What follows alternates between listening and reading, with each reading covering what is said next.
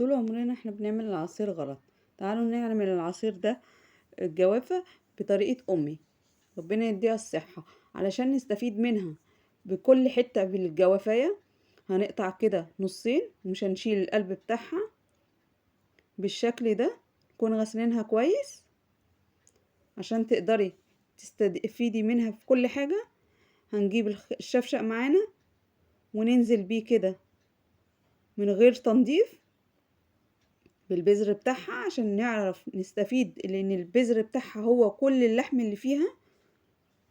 وبعد كده هنحط معلقة من الكريم شانتيه، وهنحط كمية السكر اللي انت عايزاها. انا بحط حوالي 3 معالق كده. وبعد كده مية ساقعة متلجة علشان تديكي العصير ساقع متلج من غير ما تحطيه في الفريزر. بصوا كده انا فرمته. وبعد كده تجيبي مصفى تصفيها بالشكل ده، هتستفيدي. بصوا تقيل ازاي واستفدتي من كل حتة في الجوافية. بصوا البذر شكله عامل ازاي، بكل سهولة نزل معايا.